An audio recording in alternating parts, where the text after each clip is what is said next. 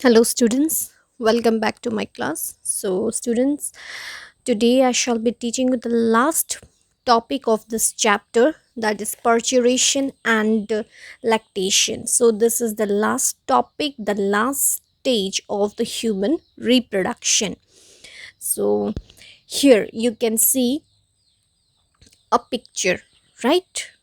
In this picture, you're getting to see the stages of parturition, so that how does a baby is delivered, or at what position it used to be when it come out from the uterus.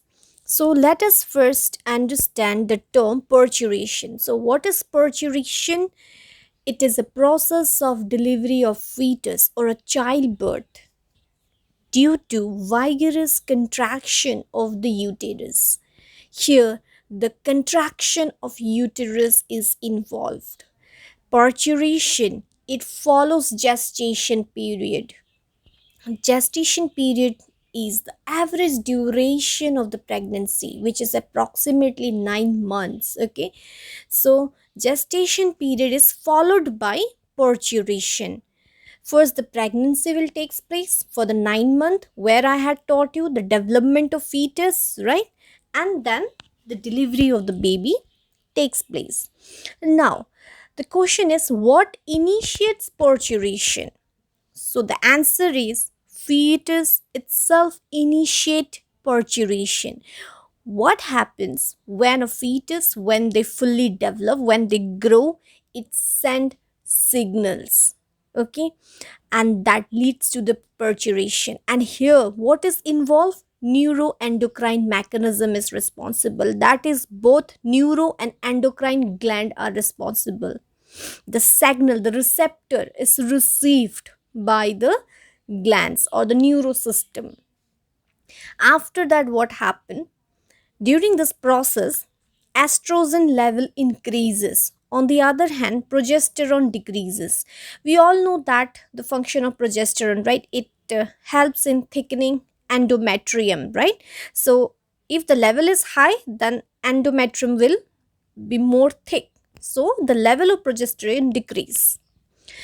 Now that induces the fetus mild uterine contraction. Okay, so the contraction will take place in uterine, and that is called your fetal ejection reflex. So this induction of mild uterine contraction, this is called your fetal ejection reflex. Then once this takes place, it triggers, okay, so fetus ejection reflex, when there is a contraction, okay, mild contraction in uterine, it triggers the release of oxytocin, okay, which is a hormone, and it is released by the pituitary of mothers, okay.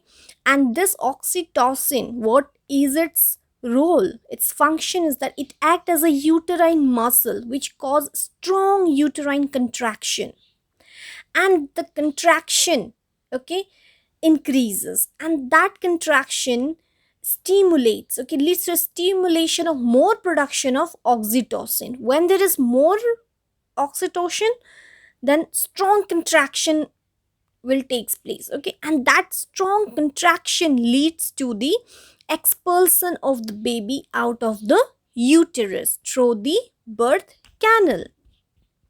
Then, soon after the baby is delivered, the infant is delivered, the placenta is also expelled out of the uterus. So, this is how the parturition takes place. Now, the parturition is followed by the lactation. Now, what is lactation? So, it is the breastfeeding process where a baby is feeded.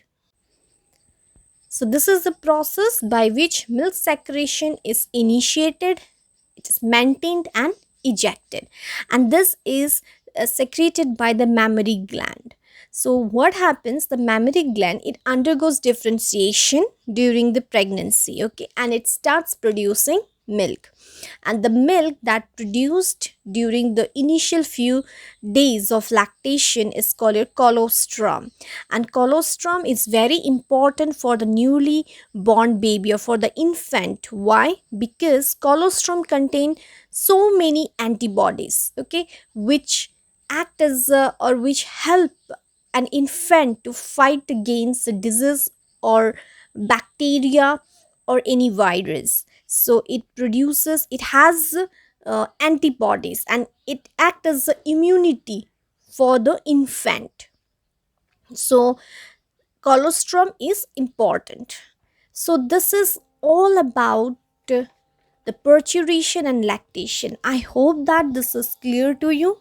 If you have any doubt, then do ask me, or you can drop a message in my number.